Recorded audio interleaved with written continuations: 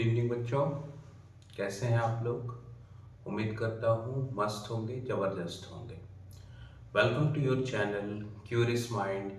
मैं हूँ आपका दोस्त मेंटर प्रकाश पांडे। बच्चों, लेक्चर नंबर 3 में हमने कंजर्वेशन ऑफ एनर्जी पे बात की थी। उस पर कुछ न्यूमेरिकल किए थे और 2 न्यूमेरिकल क्वेश्चन मैंने आपको होमवर्क में भी दिए थे। बहुत बच्चों ने उसका आंसर कमेंट बॉक्स में दिया है और बहुत बच्चों ने नहीं दिया है। जो नहीं दिए हैं वो कोशिश करेंगे, ठीक है, आंसर देने का। आज बच्चों हम स्टार्ट करने जा रहे हैं लेक्चर नंबर 4। फर्स्ट लेक्चर में बात किए थे हम लोग वर्क के बारे में, टाइप्स ऑफ वर्क के बारे में। सेकंड लेक्चर में हमने बात किया था kinetic energy and their derivation. Third में potential energy and conservation of energy के बारे में बात किया था। आज चौथा लेक्चर है और ये लास्ट लेक्चर होगा बच्चों इस चैप्टर का। तो आइए स्टार्ट करते हैं power.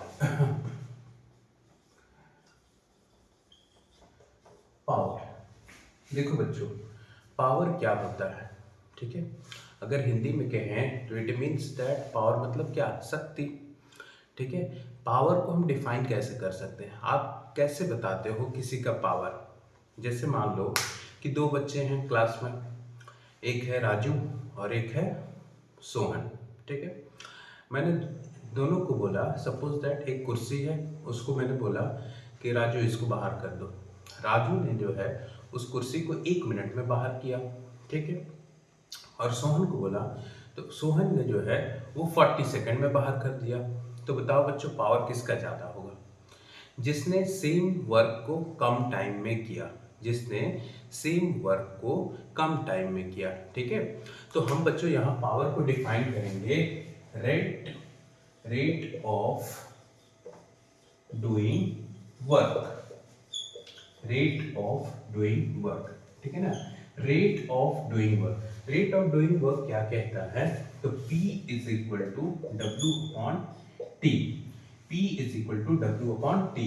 Rate of doing work, किस रेट से काम को किया जा रहा है, किस रेट से काम को किया जा रहा है, ठीक है।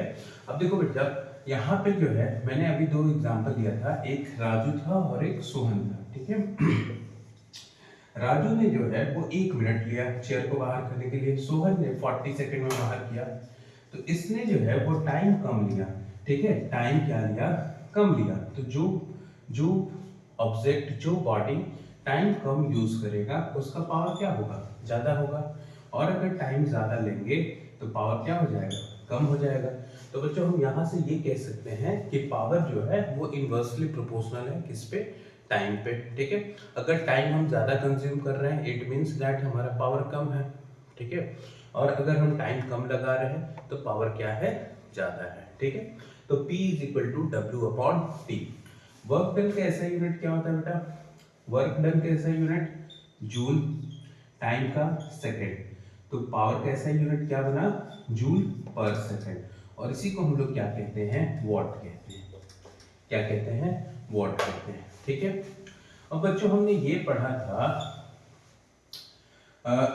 Work done and energy both are interchangeable, ठीक है ना। वर्क डन एंड एनर्जी, अब सपोज दैट मान लो कि वर्क हो रहा है, तो जितना वर्क डन हो रहा है उतना एनर्जी भी रिलीज हो रहा है बॉडी से। लेट अस सपोज दैट कि मान लो कि हमने 5 जूल का वर्क किया, तो हमारा बॉडी जो है वो 5 जूल एनर्जी रिलीज किया, है कि नहीं। तो हम कह सकते हैं P इज इक्वल टू, जो W बाई टी लिखा, यहाँ पे हम लिख सकते हैं वर्क डन की जगह P is equal to energy upon time. P is equal to energy upon time, ठीक है।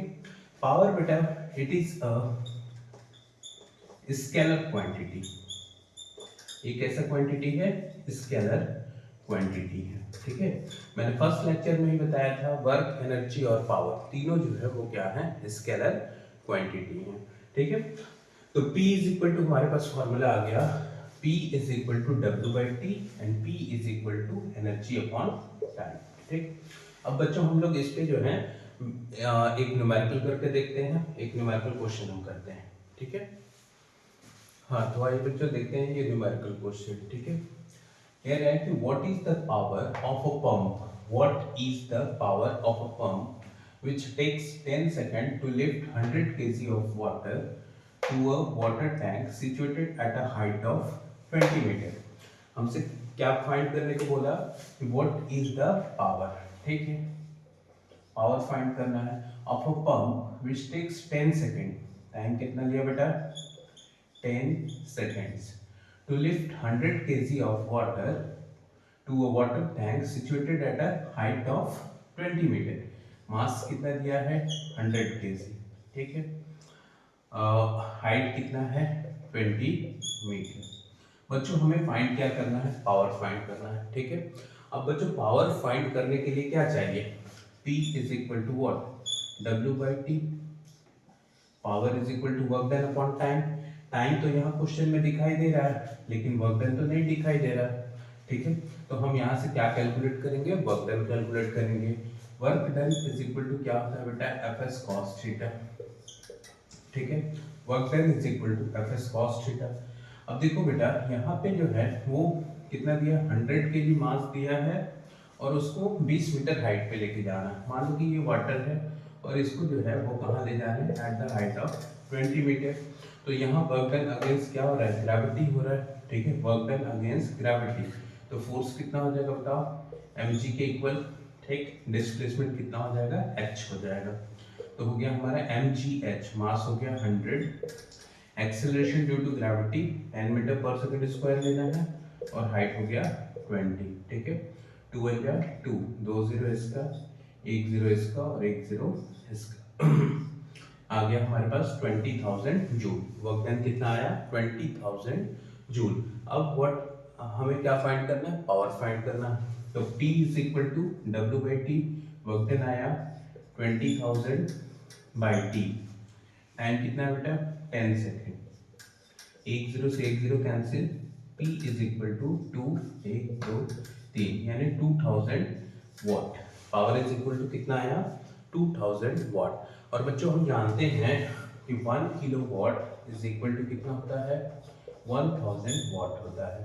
तो इसको हम चेंज कर देंगे किलो वॉट में, तो पावर इज इक्वल टू हो जाएगा 2 किलो वॉट।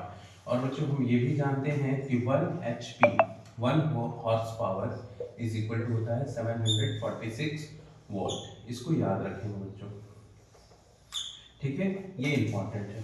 ओके, आगे बढ़ते हैं। नेक्स्ट हम बात करेंगे unit of energy, commercial unit of energy. देखो बच्चों कमर्शियल यूनिट ऑफ एनर्जी का यूज क्यों पड़ा, ठीक है। अभी हमने देखा था P is equal to W by T and P is equal to E upon T, ठीक है। रेट ऑफ डूइंग वर्क और rate of energy consume, rate of doing work and rate of energy consume, ठीक है। अब देखो हमें क्या बात करना है, एनर्जी के बारे में, ठीक है। तो P is equal to E by T. तो T को इधर ट्रांसफर कर दो तो एनर्जी इज इक्वल टू हो जाएगा P इंटू टी, ठीक है। एनर्जी इज इक्वल टू हो गया बेटा पावर इंटू टाइम। अब पावर की यूनिट क्या होती है, वॉट, और टाइम की यूनिट होती है सेकंड। वॉट जो है वो स्मॉल, हम क्या है तो छोटा यूनिट है, ठीक है ना, स्मॉल यूनिट है, छोटा यूनिट की बात कर रहे हैं। Second small unit of time है। तो बच्चों यहाँ पे कमर्शियल यूनिट ऑफ एनर्जी, यानी एनर्जी की तो बात करनी है लेकिन बड़े पैमाने पर करना है, ठीक है ना। तो बड़े पैमाने पे जब हम बात करेंगे एनर्जी का, तो वॉट की जगह क्या यूज करेंगे, किलोवाट, एंड टाइम की जगह क्या यूज करेंगे, आवर यूज करेंगे। तो एनर्जी की जो यूनिट हो जाएगी, कमर्शियल यूनिट ऑफ एनर्जी की किलोवाट आवर हो जाएगा। क्या हो जाएगा, किलोवाट आवर हो जाएगा, ठीक है। ये बेटा होता है कमर्शियल यूनिट की एनर्जी। अब हम बात करते हैं इस पे कैसे न्यूमेरिकल्स होते हैं। लेट अस सपोज दैट, मान लो कि ए रेडियो सेट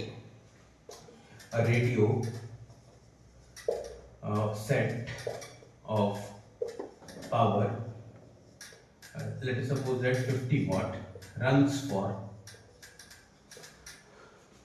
3 hours, ठीक है। कैलकुलेट